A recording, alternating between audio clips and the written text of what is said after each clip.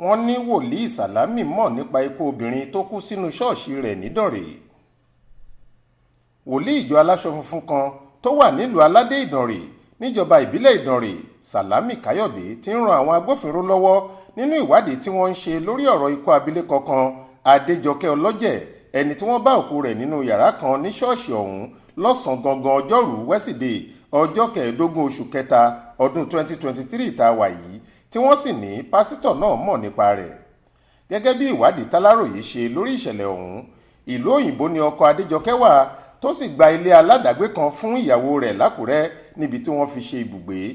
nígbà tó yá ló kó ẹrù ẹ̀ tó sì gba ìlú Ìdànrè lọ́dọ̀ ìyá rẹ̀ lọ, níbi tó gbé fún bí oṣù díẹ̀ kí ọmọ àbúrò bàbá rẹ̀ kan tí wọ́n ń pè ní Adérónkẹ́ tó tún mú un lọ sílé ara rẹ̀ ní Aládé nítòsí Ìdànrè. Adérónkẹ́ ọ̀hún náà ló sì ṣe ọ̀nà bí Adéjọkẹ́ ṣe dèrò ṣọ́ọ̀ṣì Kérúbù àti Séráfù Òkè Ìràpadà Church of Christ ní Aládé Ìdànrè tí wọ́n ń lọ. kò sẹ́ni tó mọ ohun tí Adérónkẹ́ tó gba ìyálé yìí sọ́dọ̀ lẹ́yìn tó sá kúrò lọ́dọ̀ ìyá rẹ̀ rí tó fi lé ìyá ọlọ́mọ kan ọ̀hún síta lọ́sàn-án kan òru kan. ó ní kì í ṣẹni tóun lè bá gbé ilé pọ̀ mọ́. èyí ló mú kó kó ìwọ̀nba ẹrù tó ń kó kiri tó sì mórí lé ṣọ́ọ̀ṣì wòlíì Salami níbi tóun àti ọmọ rẹ̀ ń sùn sí láti bí oṣù méjì sẹ́yìn kó tó pàdé ikú àìròtẹ́lẹ̀. ó ti tó bí oṣù méjì tó ti ń sùn tó ń jí nínú ṣọ́ọ̀ṣì náà kí ìyá rẹ̀ tó padà mọ̀ pé ibẹ̀ ló kù tó fi ń ṣe ibùgbé lẹ́yìn tó sá kúrò lọ́dọ̀ òun. nígbà tí akọ̀ròyìn Aláròyé ṣàbẹ̀wò sí ṣọ́ọ̀ṣì náà, ìfẹ̀gbẹ́kẹ̀gbẹ́ ni yàrá tí olóògbé ń sùn níbi tí wọ́n ti padà bá òkú rẹ̀ àti èyí tí wòlíì ń lò nígbàkúùgbà tó bá fẹ́ sùn nínú ilé ìjọsìn. ilẹ̀kùn wà láàrin àwọn ìyẹ̀wù méjèèjì yìí lóòótọ́, ṣùgbọ́n ẹnu àbáwọlé kan ṣoṣo ló wọ àwọn yàrá náà. yàrá wòlíì Salami ló wà nínú lọ́hùn-ún tí èyí tí olóògbé ń lò sì yọjú síta. ohun tá a gbọ́ ni pé ó ti kọ́kọ́ wá a lọ sínú ṣọ́ọ̀ṣì yìí bí ìgbà méjì sẹ́yìn. ìgbà kẹta tí yóò lọ ṣe àbẹ̀wò sí òun àti ọmọ rẹ̀ ló bá òkú rẹ̀ níbi tó ń sùn. bí ìyá Adéjọkẹ́ ṣe wọnú ọgbà ṣọ́ọ̀ṣì náà ló ń gbọ́ igbe ọmọ kékeré tí ọmọ rẹ̀ ń gbé lọ́wọ́ kíkankíkan. nígbà tó sì wọlé láti mọ ohun tó ń pa ọmọ náà nígbe, òkú ìyá rẹ̀ ló bá tó sùn sílẹ̀ gbalaja lórí ilẹ̀ tí wọ́n sì ti bọ́ pátá tó wọ̀ sídìí dé ibi itan rẹ̀. ìyá yìí ló fariwo ta táwọn èèyàn tó wà lágbègbè ilé ìjọsìn ọ̀hún fi mọ ohun tó ń ṣẹlẹ̀ gan-an. lára ohun tó mú kí wọ́n fura sí wòlíì Salami lórí ìṣẹ̀lẹ̀ tá à ń sọ̀rọ̀ rẹ̀ yìí ní ti ṣòkòtò tó wọ̀ lásìkò náà, èyí tó já lábẹ́ àti ẹ̀jẹ̀ tí wọ́n rí tó ń jáde lójú ọgbẹ́ kékeré kan tó wà ní igi imú rẹ̀, èyí táwọn èèyàn fi ń sọ pé ó ṣeé ṣe kó jẹ́ pé òun àti olóògbé náà wọ̀dì mú lásìkò náà nìyẹn sì dá ọgbẹ́ náà sí i lára. nínú àlàyé tí ìyá Adéjọkẹ́ ṣe, ó ní ọjọ́ 17 oṣù kìíní ọdún 2023 ni ọmọ òun déédé kó ẹrù rẹ̀ kúrò nílé òun nídànrè. ó ní gbogbo èrò ọkàn òun ni pé ilé ọkọ rẹ̀ l'Ákúrẹ́ ló gbà lọ láì mọ̀ pé Adérónkẹ́ ló mú un tira. obìnrin náà ní ọ̀pọ̀lọpọ̀ ìgbà lòun ti pè é sórí aago rẹ̀ ṣùgbọ́n tí kò ní í gbé e, bẹ́ẹ̀ ni kì í bìkítà láti pe òun padà.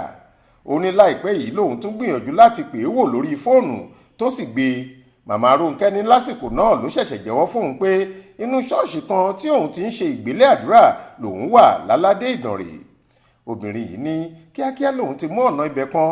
Adéjọkẹ́ fúnra ẹ̀ ló ní ó wá dúró de òun ní ìyànà àbáwọ ṣọ́ọ̀ṣì ọ̀hún lọ́jọ́ náà kí òun lè tètè mọ́bẹ̀ táwọn sì jọ wọlé lọ. a gbìyànjú láti ṣàwárí wòlíì Salami ká lè gbọ́ bọ́rọ̀ ikú ọmọbìnrin náà ṣe ṣẹlẹ̀. àlàyé tó ṣe fún akọ̀ròyìn wa ni pé ṣọ́ọ̀bù òun níbi tí òun ti ń ṣiṣẹ́ wẹ́dà lòun wà nígbà tí òun gbọ́ nípa ikú ọmọbìnrin náà. ó ní èèyàn rẹ̀ kan ló kọ́kọ́ mú un wá sí ṣọ́ọ̀ṣì òun láti wá kópa nínú àkànṣe àdúrà kan tí àwọn ń ṣe lọ́wọ́ nígbà náà.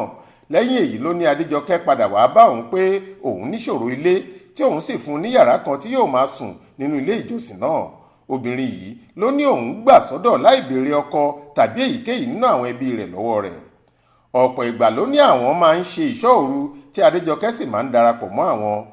wòlíì ẹni ọdún 47 ọ̀hún ní kàyéfì pátápátá lọ̀rọ̀ ikú obìnrin náà sì ń jẹ́ fóun o, nítorí lójijì lòun gbọ́ ariwo ìyá rẹ̀ lásìkò tí òun wà nínú ṣọ́ọ̀bù òun, èyí tí kò fi bẹ́ẹ̀ jìnnà sí ṣọ́ọ̀ṣì tá à ń sọ yìí. nígbà tá a béèrè bí ọ̀rọ̀ ṣòkòtò rẹ̀ tó já lábẹ́ àti ẹ̀jẹ̀ tó wà nígi imú rẹ̀ ṣe jẹ́ àti ìdí tó fi jẹ́ irú ṣòkòtò yìí ló wọ̀ lóru ọjọ́ náà, èsì tó fún wa ni pé ṣe lòun mọ̀ọ́mọ̀ wọ ṣòkòtò ọ̀hún torí ó ṣeé ṣe kí òun má láǹfààní láti lò ó mọ́ lẹ́yìn ọjọ́ náà. nípa ti ẹ̀jẹ̀ tó tún wà nígi imú rẹ̀, ó ní ẹnìkan ló gbá òun lẹ́sẹ̀ẹ́ nímú níbi tí òun ti ń làjà láàrin tọkọtaya kan lọ́sàn-án ọjọ́ náà gan-an. Wolii Salami ní sábàbí lásán lọ̀rọ̀ ikú ìyá ọlọ́mọ kan òun jẹ́ nílé ìjọsìn òun. Ó ní funfun lọ́wọ́ òun mọ́ nípa ẹ̀. Àdúrà tó ní òun gbà ni pé kí àwọn ọlọ́pàá lè rídìí ohunkóhun tó ṣokùnfà ikú obìnrin náà kíákíá kí olóòótọ́ má bàa lọ kú sípò ìkà. Aláròyé gbọ́ pé ọlọ́pàá àtàwọn ẹbí olóògbé ti ń gbé ìgbésẹ̀ láti gbé òkú ọmọbìnrin náà lọ fún àyẹ̀wò níbi tí wọn yóò ti fìdí ohun tó ṣekú pa á múlẹ̀ nígbà tí Wolii àti Adérónkẹ́ tó ṣe àtọ̀nà ọmọ àbúrò rẹ̀ dé ibi tó kú sí ṣì wà lọ́dọ̀ àwọn agbófinró lólú iléeṣẹ́ wọn tó wà l'Ákúrẹ́. Kí ni orúkọ ẹ? Salami Káyọ̀dé ni orúkọ mi. Ọmọ bò ní ẹ? Ọmọ Ìjẹ̀bú Òde. Ọmọ Ìjẹ̀bú Òde. Bẹ́ẹ̀ni sir. Ó tó ọdún mélòó tó ti ṣiṣẹ́ ìrànṣẹ́? Tó bá di April 27 next month àpọ̀dún méjì. Àpé ọdún méjì tó ti ṣiṣẹ́ ìrànṣẹ́. Ṣé o kọ́ṣẹ́ yẹn ni àbí ó kàn yà? Mi ò yà, mo gbọ́ ìpè direct láti ọ̀dọ̀ Ọlọ́run. O gbọ́ ìpè direct láti ọ̀dọ̀ Ọlọ́run? Bẹ́ẹ̀ni sir. Ìyẹn pé Ọlọ́run fara ẹ̀ ó bá ẹ sọ̀rọ̀. Bẹ́ẹ̀ni sir. Dé látọjú ọ̀nà àbátújú àlá bó ṣe ń lọ physically? Both. Gbogbo ẹ̀? Bẹ́ẹ̀ni sir. Ọlọ́run pè ẹ́ lójú oorun, ó fara ẹ̀ lójú àlá. Bẹ́ẹ̀ni. Ó dẹ̀ tún wá lo alàgbà ìjọ tí mo ti kúrò. Kí orúkọ ìjọ tó kúrò ń bá yẹn? Holy Timothy Church of Christ. Holy Timothy Church of Christ. Ṣé ṣọ́ọ̀ṣì yẹn ṣé o kọ́ṣẹ́ lọ́dọ̀ alàgbà yẹn ní àbò kan jẹ́ ọmọ àjọ? Mo kàn jẹ́ ọmọ ìjọ bẹ́ẹ̀. Kan jẹ́ ọmọ àjọ. Ṣé ṣọ́ọ̀ṣì tó máa kọ́kọ́ ní nìyẹn ni àbò tó kọ́kọ́ wà níbì kan kó tó di wípé? Ṣọ́ọ̀ṣì àkọ́kọ́ tí mo máa kọ́kọ́ dá sílẹ̀ ni ilé tó wà ní Aládé. Òkè èyí tó wà lálàdé yìí. Kí lorúkọ ṣọ́ọ̀ṣì ọ̀hún? Òkè Ìràpadà Church of Christ Fairness. Òkè Ìràpadà Church of Christ. Bẹ́ẹ̀ni sir. Ọmọbìnrin tí ó kú sí ọ̀dọ̀ ẹ̀ ṣó ti mà tẹ́lẹ̀? Mi ò mọ̀ tìsíbì kankan tẹ́lẹ̀, mo mọ̀ through àbúrò ẹ̀ Adérónkẹ́. Adérónkẹ́. Ṣé Adérónkẹ́ ló introduce ẹ̀ sí ẹ̀? Àbáwo ló ṣe dọ́dọ̀ ẹ̀? Òun àti Adérónkẹ́ jọ wá sí program ní church mi. Okay. So from there láti jọ mọ́ra. Nígbà tí wàá mọ́ra yẹn, ṣé kò wá tẹ̀lé Adérónkẹ́ padà ni? Ó tẹ̀lé padà lọ nígbà tó parí program. Tẹ̀pá program. Ẹ̀wọ̀n ṣó wá padà wá rí ẹni àbò wá pè lórí ẹ̀rọ ìbánisọ̀rọ̀? Ó padà wá sí ṣọ́ọ̀ṣì wá rí mi. Ló wá sọ ńgbà yẹn? So ìgbà tó padà wá, ó ní òun ní accommodation problem. Fóun wá ibi tóun lè fara pamọ́ sí fúngbà díẹ̀ tí òun á lọ fi gba ilé. Mo lè fún ní ìyàrá kan nínú church tó ń sùn. Wọ́ọ̀dẹ̀ bèrè wípé kí ló ṣẹlẹ̀ pẹ̀lú Adérónkẹ́ tí òun àtẹ̀jọ? Mi ò béèrè nǹkan. O ò béèrè. Láti ìgbà tó rẹ̀ ti gbà á síbẹ̀ yẹn, Adérónkẹ́ ò wá sí ṣọ́ọ̀ṣì kó tó fojú rí Adérónkẹ́? Àwọn àti ẹ̀ máa ń ríra ọ̀ even though Adérónkẹ́ nǹkan tó bá wá sí ṣọ́ọ̀ṣì nígbà mi ó máa dáná wá fún, á ṣe oúnjẹ wá fún. Bẹ́ẹ̀ tí wọ́n sọ fún Adérónkẹ́ ò dẹ̀ béèrè ọmọbìnrin yẹn pé ó dẹ̀ béèrè ọmọbìnrin yẹn pé kí ló fà á tó kúrò lọ́dọ̀ Adérónkẹ́? Àbí obìnrin bó wà tá Adérónkẹ́ ti jẹ́? Mi ò béèrè nǹkan kan. Obìnrin lọ́wọ́ ó kàn lóhùn ní problem accommodation. Ó dẹ̀ béèrè pé ṣó lọ́kọ̀ àbí ó lọ́kọ̀? Mi ò béèrè lọ́wọ́ ẹ̀. Ó dẹ̀ rọ́mọ kékeré lọ́wọ́ ẹ̀. Ó tó gbà ó tó ti wá wà lọ́dọ̀ ẹ̀? Going to 2 months. 2 months. Ó ti wà lọ́dọ̀ mi láti last week of January ló dé ọ̀dọ̀ mi ní Ló church. ti wà lọ́dọ̀ ẹ̀. Bẹ́ẹ̀ni. Ok. Ó fún ní ilé àbí? Bẹ́ẹ̀ni sir. Ó dẹ̀ fún ní gáàsì tó mọ̀ fi dáná? Gáàsì yẹn ti church ní gáàsì ọ̀hún àti stove àti pot. Olúṣèyẹ Ìyádé ló ṣàkójọ ìròyìn yìí fún iléeṣẹ́ tẹlifíṣàn Aláròyé online. Faith Adébọlá ló kà á sétí ìgbọ́ yín.